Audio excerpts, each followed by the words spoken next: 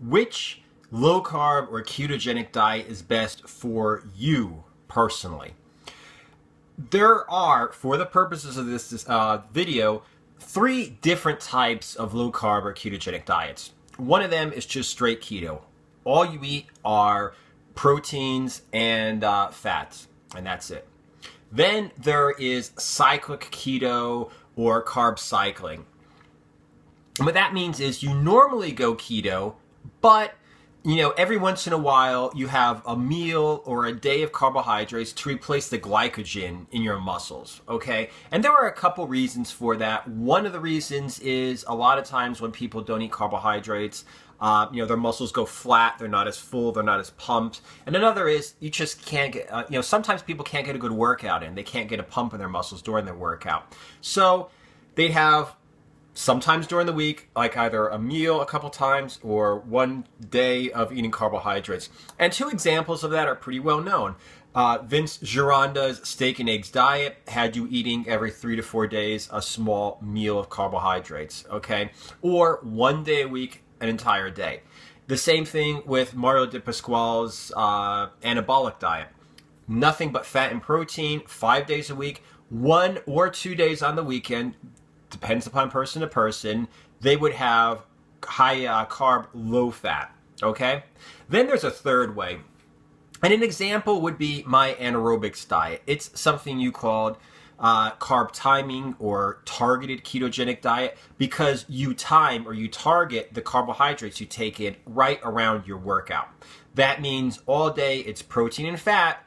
Right before your workout, you get carbs and protein. Right after you work out, you get carbs and protein. So you get the benefit all day of not having any carbohydrates. However, you get a boost of carbs to get you through the workout and a boost of carbs after the workout to, believe it or not, spike your insulin. Normally it's a bad thing because it makes you store fat.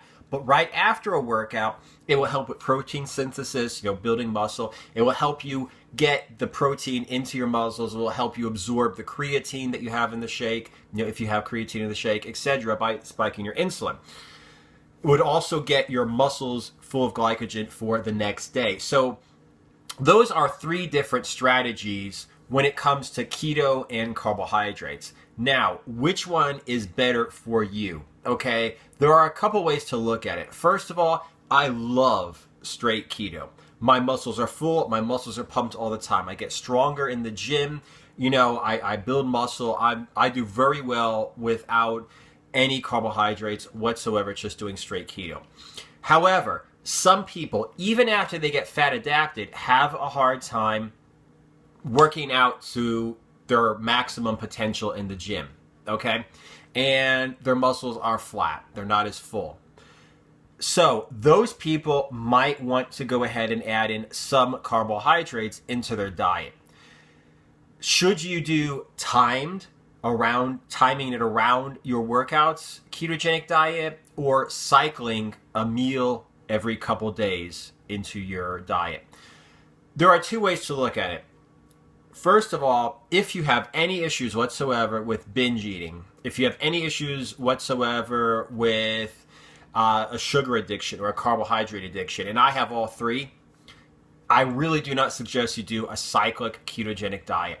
I did the steak and eggs diet, and I got a really good results from it. But sometimes I was actually having problems, especially in the beginning, with binge eating. I didn't eat until I felt satisfied, until my muscles felt full. I just kept eating and eating and eating, okay? Another thing is, if you're going to do the way that Gironda actually recommended, where you have a small meal every 3 or 4 days instead of a whole day, it's really hard to eat one small meal, not one huge meal. It's hard to eat one small meal and not several meals.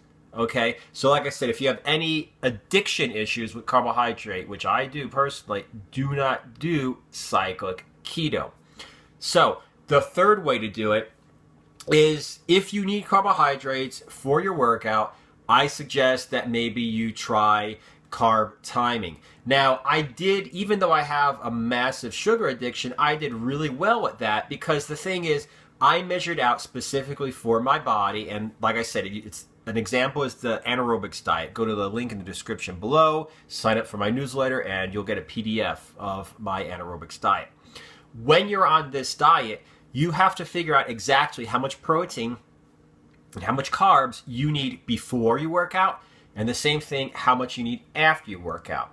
And you come up with basically a recipe. So for me, it would be my almond milk, my Greek, non-fat plain Greek yogurt for a lean protein source, kale for fiber, and 1 frozen banana, which is what I would put in my shake before I worked out. Okay, I would mix it up in a blender, drink it, go to the gym.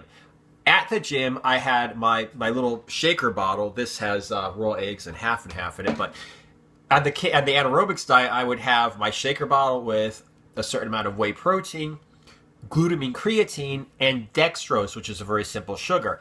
I would just mix it with water after the workout and drink it down. So it wasn't like I was eating Pop-Tarts after my workout, okay? It wasn't like I was eating ice cream after my workout. Like, I just could have 1 little scoop and that's it, and then I have to stop, and it's not going to happen because I'm a binge eater.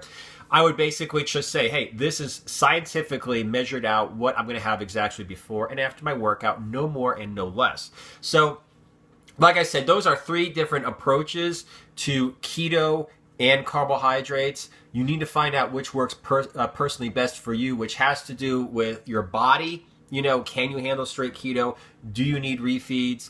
And also with your mind. Can you handle a cheat day without going overboard? Can you handle a meal without going overboard? And, you know, I work on this, obviously, with my personal training clients, or I'm starting now. Unofficially, I'm going to do it very officially pretty soon, is online diet coaching. Like, help them find out which approach is best for them. But like I said, you know, just kind of think about it. If you're not going to be using a coach, just think about it. What's your body like? How does your body react to carbs, to proteins, to fats? And how is your past relationship to food? Your relationship to sugar, your relationship to carbohydrates, and all of that together is stuff you need to put together to decide exactly what kind of low-carb diet would be best for you.